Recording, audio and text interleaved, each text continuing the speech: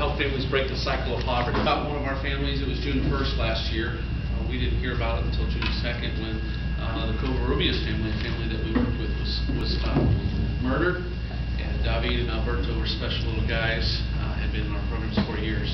Their nephew, Louis, who was the youngest victim in that homicide, was to be in our kindergarten this year. I'd like to tell a little story about David. David was this round little butterball guy. He just always smiled, and he was actually bigger. He was 8 years old when he was killed. He was bigger than his 11-year-old brother. And we would bring horses to shepherd, and so he got to ride a horse, and it was the grandest day of his life. And so he put his hands on his hip, and he walked over to me. He goes, "Pastor Jay, I didn't know it when I woke up this morning, but I'm a cowboy." He was special to me. One of the things they do, he had gone through our kindergarten and graduated, and at the graduation, you've probably been there, where they ask him silly questions. What do you want to be when you grow up? And they said, if you could have any pet in the world, what would you have? And he said, a pet dinosaur. And they asked him, what would you name it? And he said, I'd name it Pastor Jay. And they asked him why, and he said, because he's old. So David would always call that. It changed my life that morning, June 2nd.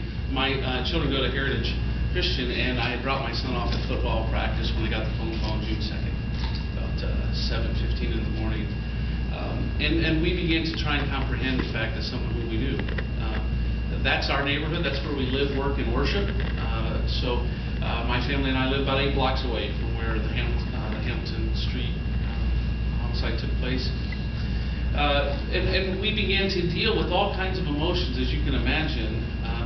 But the thing I started dealing with was a guy named Desmond Turner. And that Desmond Turner is an alleged gunman who, after killing 4 adults, went into a bedroom where 3 kids were huddled on a bed and fired at them with a rifle 3 times each. And I am a minister, but I have to tell you, I struggled with my thoughts towards this guy. It wasn't a statistic, it was a friend. And so it changed things for me, and I began to try and understand that. And the Star did a story about Desmond Turner, and I want to parallel this. There's a kid named Curtis. Curtis and Desmond were both born to a single mom who was messed up. Curtis and Desmond both were kicked out of IPS for their behavior. Curtis and Desmond both were homeless at times as teenagers. When I met Curtis, he was living at Willard Park by where we used to be located. But we fast forward to today, and Desmond will be facing the death penalty. Curtis is on our staff, and he works with our students, helping them figure out a way to go to college. The kid who was told that he couldn't graduate from high school graduated cum laude from college. He owns his own home. He's a soccer coach at Howe High School. His desk is right outside my office. And he's one of my heroes, and one of the dear friends that I have. In the brochure, you'll see his profile and his picture.